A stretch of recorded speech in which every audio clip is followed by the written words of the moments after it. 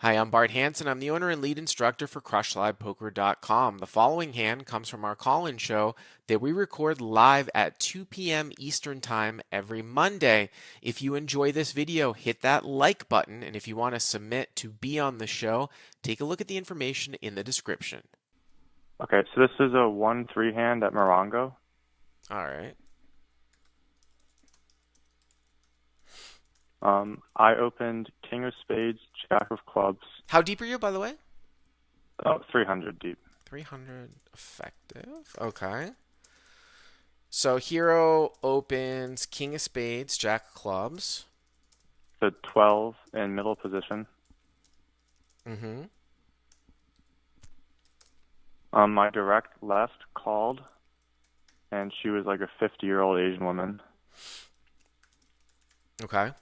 and the big blind calls. So you have King of Spades, Jack of Clubs to 12, and MP1. You get a call from MP2 and the big blind calls from Morongo. Yes, Okay. yes. Yep. The flop was Queen of Clubs, 10 of Spades, 6 of Clubs. All right. So you flop open-ended here, right, with King Jack. Yeah. Okay. And the pot's only like 30 because it's like $7 rake. Yeah. Okay. So the big blind checks. Yep. I see bet 15, Okay. and they both called.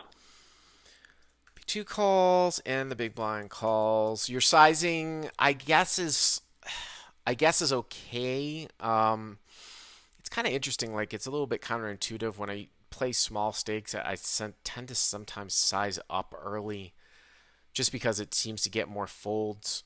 But you could also size like this and then just bet on a blank. If you're going to bet 15 here and you get a brick turn, I just hope that you're going to really fire like large, like an offsuit deuce, an offsuit three, an offsuit four, an offsuit five.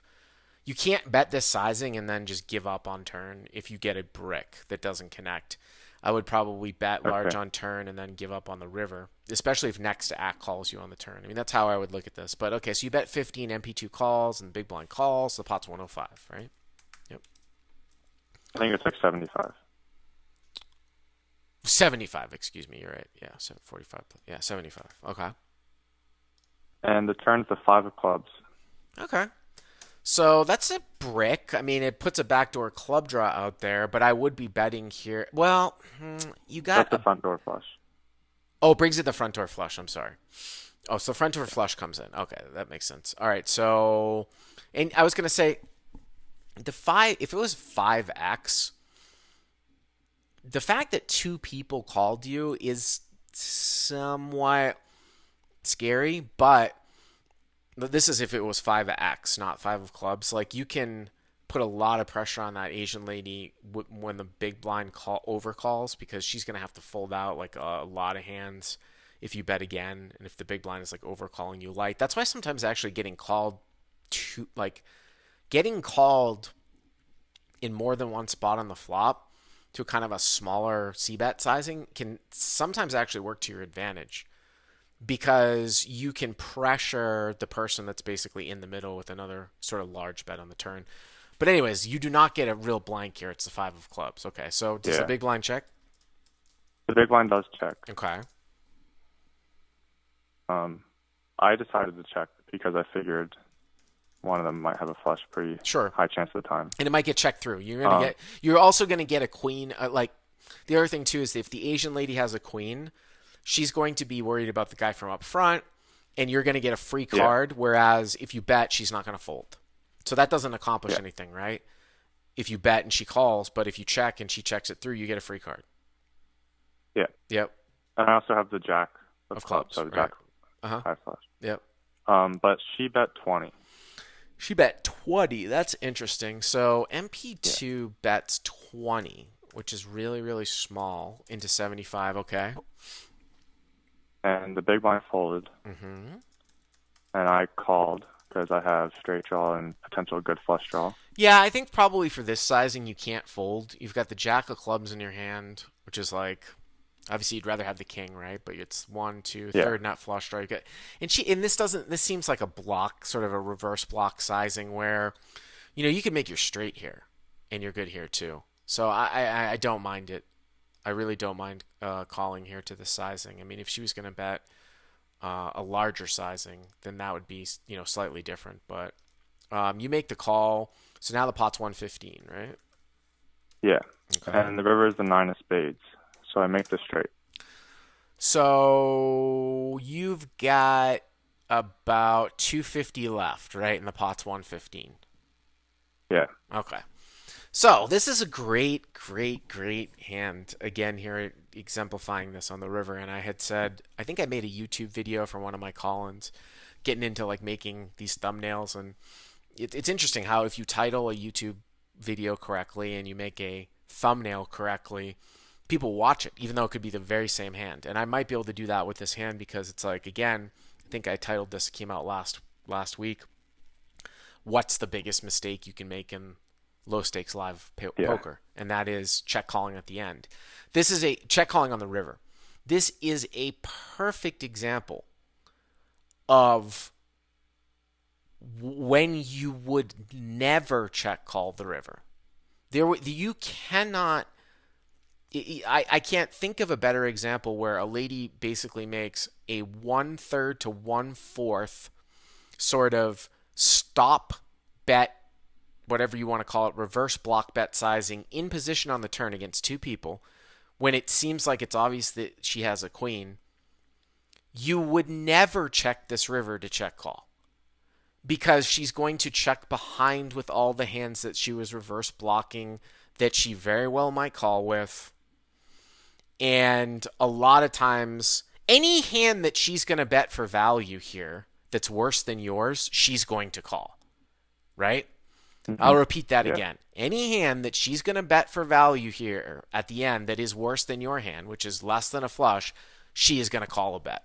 So that throws checking to value own out the window. Right? Because checking the river to check call the value own means that you're checking because if you bet, she'll fold a hand that she's otherwise going to value bet. That is never going to be the case here.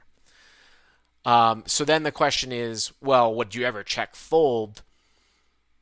I mean, the sizing on the turn, the whole reason why you continued on the turn is because you thought you have equity. This is a clear-cut bet on the river, a clear-cut bet. Clear-cut bet. So, yeah, it's just without a doubt it's a bet. Now, the pot is 115. You've got, what did we say you had, about 200? Like 250. 250. So I wouldn't go nuts here, but what I would do is I would probably bet 60 to 75. And then if she jams on you, basically, I think you can fold. Because, I mean, her turn sizing really is very, very indicative of like a queen that doesn't want a free card to come through. It's a very polarized range on the turn with that sizing, which is kind of interesting, right? Because when we think about a polarized range, we usually think about it with overbets. But in this particular situation, where she's betting a very small sizing in position into two people, I actually look at it as a very polarized range, but polarized in the sense of it's not a bluff polarized.